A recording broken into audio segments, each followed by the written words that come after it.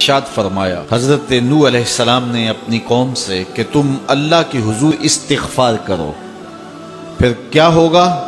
کہ وہ آسمان سے موسلا دار بارش نازل کرے گا اور تمہاری مدد کرے گا مالوں سے، بیٹوں سے، اور تمہارے لیے باغات بنا دے گا اور نہریں جاری کر دے گا۔ تو یہ ساری چیزیں استغفار سے نصیب ہوتی، مال بھی ملتا ہے، بیٹے بھی ملتے ہیں، بارشیں بھی بر وقت برستی ہیں اور نہریں بھی جاری ہوتی ہیں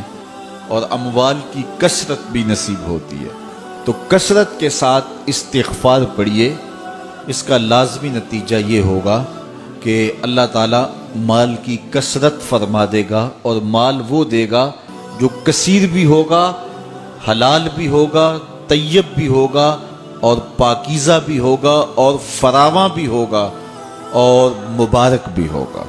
تو جو مبارک رزق ہوتا ہے وہ مومن کی زندگی کا مقصود ہے۔ دوسری بات،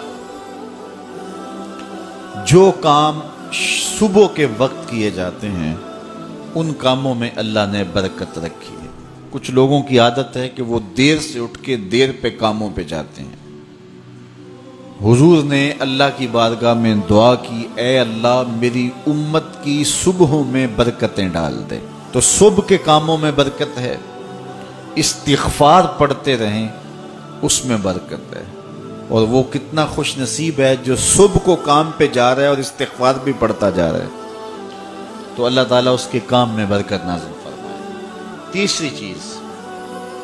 جب اللہ تعالیٰ جل شانہ عطا کرے تو اس پر شکر کرے، شکر کرے گا تو اللہ اور زیادہ عطا کرے گا۔ لَإِن شَكَرْتُمْ لَأَزِيدَنَّكُمْ، یہ میرے رب کا سچا وعدہ ہے کہ میرے بندو جب تم میرا شکر ادا کرو گے میں اور زیادہ عطا کروں۔ کمزور لوگوں کو جب تم نوازتے ہو تو وہ دعائیں دیتے ہیں، تو اس کی دعا کی برکت سے تمہارے رزق میں اضافہ ہو جاتا ہے۔ تو کمزور لوگوں کے ساتھ حسن سلوک کیجئے، اس سے رزق کے اندر برکت نصیب ہو۔ ایک اور ذریعہ ہے رزق کے اضافے کا، اور وہ یہ کہ بعض اوقات آدمی کسی اور کو بھی اس میں شریک کر لیتا ہے، کمائی وہ نہیں کرتا لیکن اس کو وہ ساتھ اخراجات میں شریک کرتا ہے۔ اس کی ایک عمدہ مثال حضور کے زمانے میں اس طرح پیش آئی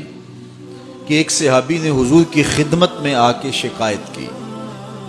کہ حضور کام کاج میں کرتا ہوں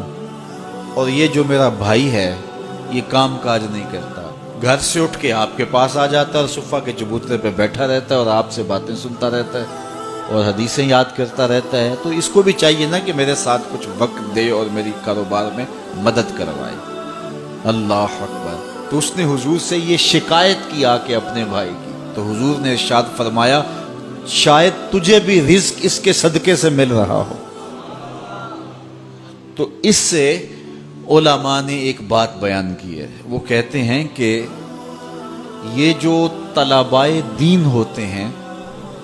اپنے رزق میں ان کا حصہ شامل کر لو، ہو سکے تو اپنا بھائی یا اپنا ایک بیٹا وقف کر دو جو دین پڑھے، اور تم اس کی ذمہ داریاں اپنے ذمے لے لو، اور اگر ایسا ممکن نہیں ہے تو پھر کم از کم کچھ دینی طلباء کی کفالت اپنے ذمے لے لیں، اور جس طرح اپنے بچوں پر خرچ کرتے ہیں خوشی سے، آسودگی سے، اور ان کی ضروریات جس طرح پوری کرتے ہیں اس طرح دینی طلباء کی ضروریات بھی اسی انداز سے پوری کریں، تو اس حدیث کے آپ مصداق ہو جائیں گے، تو اللہ تعالیٰ آپ کو بہت نوازے گا، اور یہ رزق میں اضافے کا سبب اور ذریعہ ہوتا ہے۔ میں تو آج کل دوستوں کو یہ بھی کہتا ہوں کہ اپنے کاروبار کے اندر جو ہے وہ ادارۃ المصطفیٰ کو شامل کر لو، کچھ فیصد حصہ ادارۃ المصطفیٰ کا رکھ لو، تو تم پھر اپنے کاروبار کے اندر برکتیں اور رحمتیں اترتی ہوئی محسوس کرو گے۔ تو اللہ تعالیٰ جل شانہ اپنی رحمتوں سے ہم سب کو مالا مال فرمائے۔